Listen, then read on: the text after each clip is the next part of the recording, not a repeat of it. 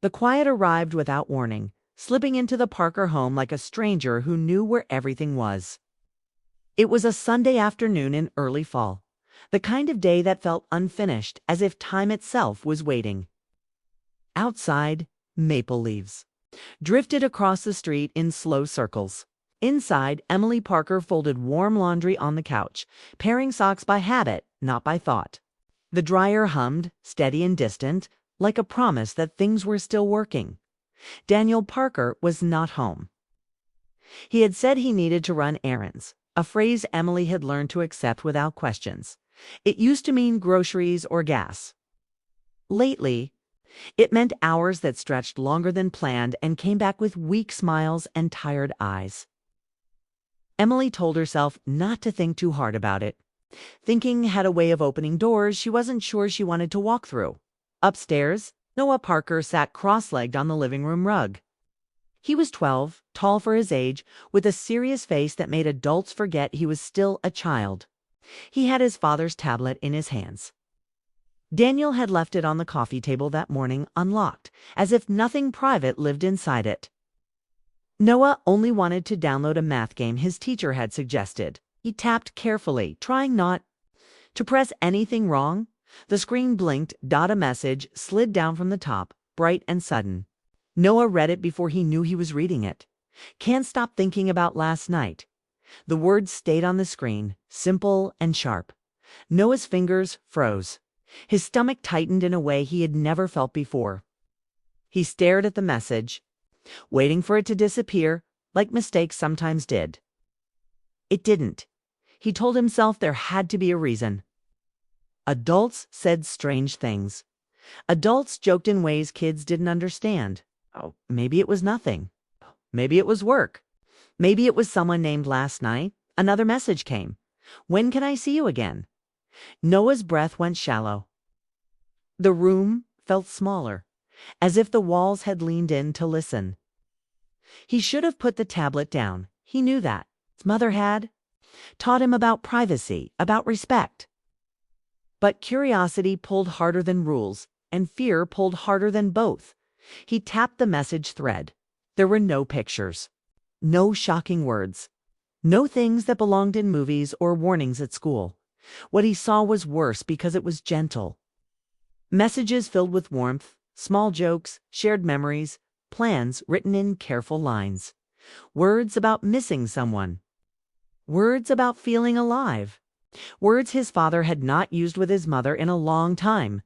Noah did not read every message. He skimmed, his eyes moving fast, his heart moving faster. He saw his father's name beside sentences that sounded kind and close. He saw another name. He did not recognize. He did not need more. A sound came from the kitchen.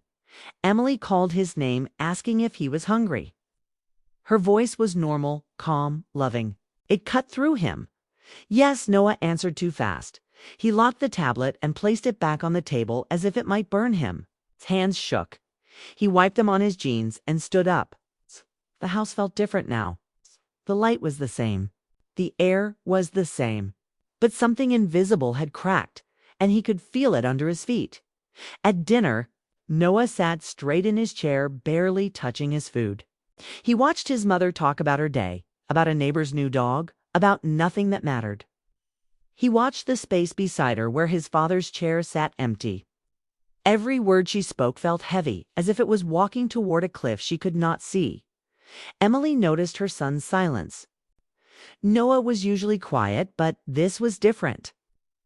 He didn't look at her when she asked him about school. He nodded instead of answering. When she reached out to touch his hand, he pulled back without meaning to. "Are you okay?" she asked.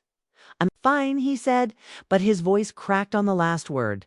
Emily felt a small ache in her chest. She told herself he was growing up. Boys pulled away. That was what people said.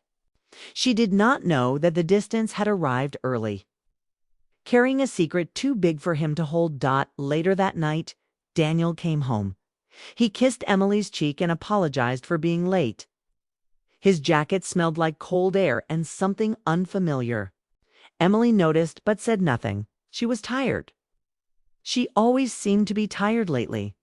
They went to bed after Noah turned in for the night. The bedroom was dark, lit only by the soft glow of Daniel's phone screen. Emily lay on her back, staring at the ceiling, listening to her husband breathe. There was space between them, a small gap that felt wider than the room.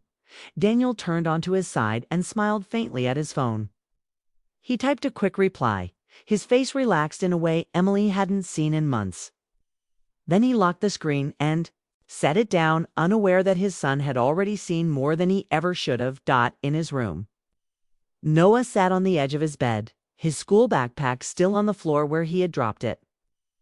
He replayed the messages in his head, not the words, but the feeling they gave him. It was the feeling of being outside something important, of seeing a truth that adults pretended did not exist. He thought about his father teaching him how to ride a bike, about his mother staying up late to help with science projects, about family movie nights and inside jokes. He wondered where those moments lived now. He wondered if they were real or if they had only been pauses between lies. Noah lay down but did not sleep. Every sound made him tense. The house creaked. A car passed outside. Somewhere a phone buzzed softly. He pressed his pillow over his ears, but he could not block out his thoughts. Morning came too quickly. Sunlight slipped through the curtains. It's bright and sharp. Emily moved through the kitchen, making coffee, packing lunches. She hummed without realizing it. Daniel stood by the counter, scrolling through his phone, his back turned.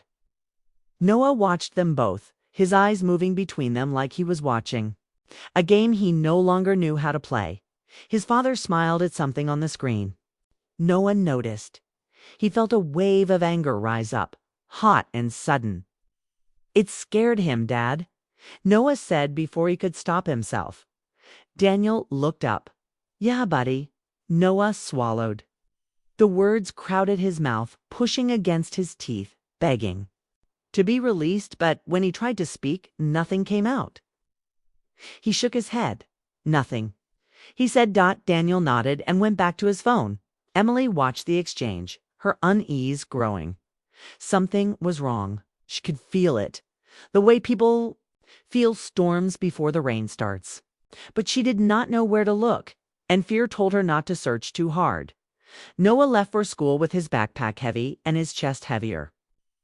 He walked slower than usual, dragging his feet along the sidewalk.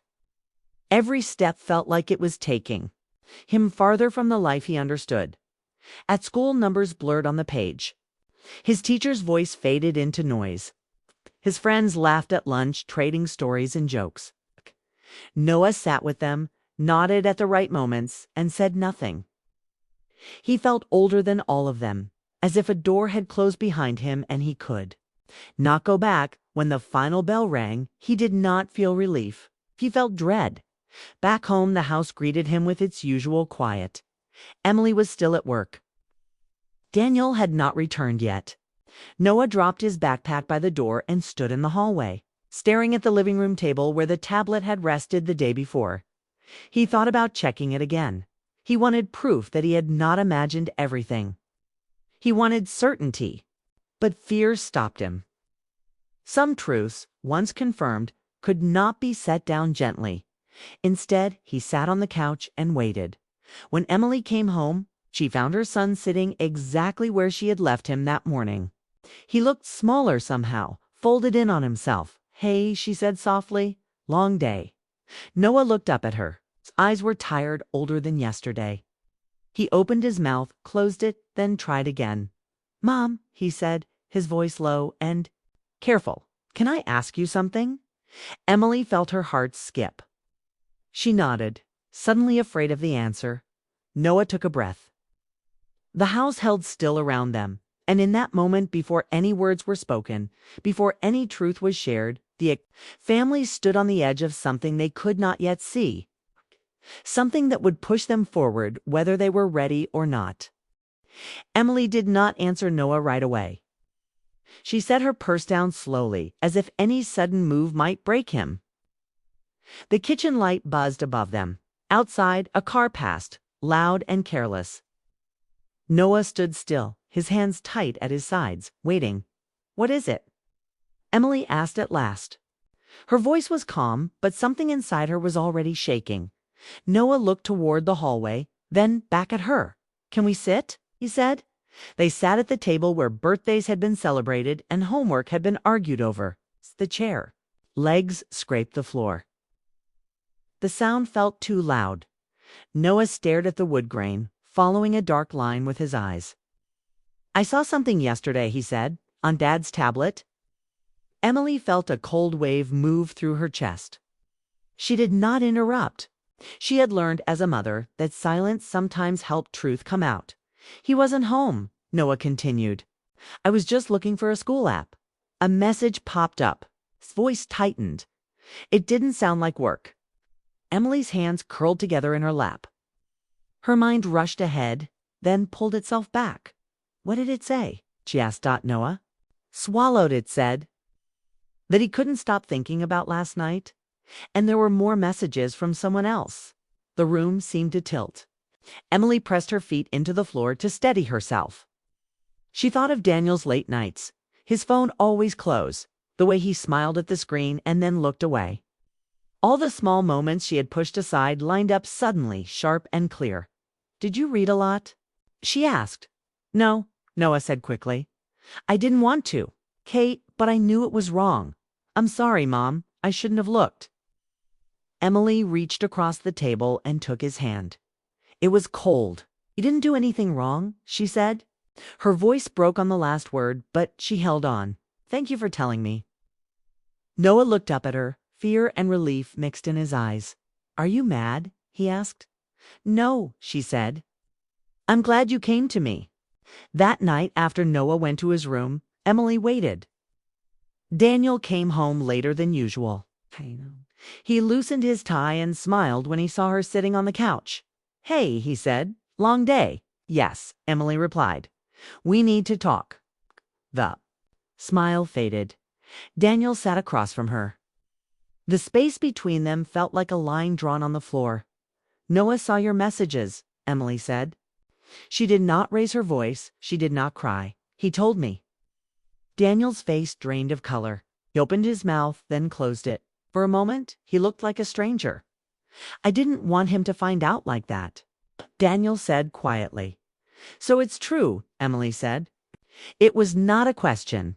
Daniel nodded. His shoulders slumped. "Yes." The word hung between them. Emily felt it settle into her bones. "How long?" she asked. "Not long," he said, too fast. Then he stopped. "Long enough." Emily stood up. She paced once, then turned back to him. "Why?" she asked. "Why would you do this to us?" Daniel rubbed his face. "I felt invisible," he said. We stopped talking. Everything was about routines, work, bills. I didn't feel wanted anymore. Emily laughed once, short and bitter. "Neither did I," she said, "but I didn't look for someone else." Daniel looked at the floor. "I didn't plan it. Just happened." "It always does," Emily said. They talked late into the night. There were tears then, and anger, and moments where words failed. Daniel admitted the truth in pieces. It had started as messages, complaints about life, small, jokes, then comfort. Then something he should have stopped. Emily listened. Each detail hurt, but she needed to hear them. She needed to know what she was standing on. When they finally went to bed, they did not touch. The next days passed in strange quiet. Daniel tried to act normal. Emily moved through the house like she was learning it again. Noah watched them both, tense and alert. He felt responsible, though no one said it. One afternoon, Emily knocked on Noah's door. He was sitting on his bed, reading. "Can we talk?" she asked. Noah nodded. "I want you to know something," Emily said, sitting beside him. "What's happening between your father and me is not your fault. Adults make their own choices." Noah looked down. "But if I hadn't seen it, it would still be there," Emily said gently. "You just brought it into the open." Noah nodded slowly. He felt lighter, but not free. That weekend, Emily told Daniel she needed space. He moved into the guest room. The house adjusted around the change, awkward but steady. Some nights were calm. Others were filled with sharp words and slammed doors. Emily began going for long walks. She thought about who she was before marriage, before being careful, all the time. She remembered wanting more than quiet survival. Daniel tried harder than he ever had. He cooked, he asked questions, he apologized again and again. But Emily did not rush toward forgiveness. Trust did not grow back overnight. One evening, Noah overheard them talking in low voices. He sat on the stairs, unseen. "I don't know if I can do this," Emily said. "I don't know if I can look at you and not wonder." "I'll do anything," Daniel said. "Counseling time?" "Whatever you need." Emily was quiet for a long moment. "I need honesty," she said. "Even if it hurts," Daniel agreed. Weeks passed. Counseling sessions were tense but honest. Emily spoke about loneliness she had never named before. Daniel listened without defending himself. Sometimes he failed. Sometimes he tried again. Noah watched his parents change. They were more open, more raw. The house felt less safe in one way, but more real in another. One night, Emily sat alone on the porch, wrapped in a blanket. Daniel joined her. "I miss us," he said. "I miss who I was," Emily replied. Daniel nodded. "I want to be better," he said. "Not just for you. For Noah. For myself." Emily looked at him, really looked. She saw the man she had loved, and the man who had hurt her, and the stranger he had become. All of them lived in the same face. "I don't know where this ends," she said. "But I'm willing to walk a little farther and see." Daniel reached for her hand. She let him take it down inside. Noah watched through the window. He felt something loosen in his chest. Not happiness, exactly. But hope. The future was still unclear. Some days would be hard. Some answers would never be simple. But the truth was no longer hidden, and that mattered. A child's discovery had broken the silence. What came next would decide everything.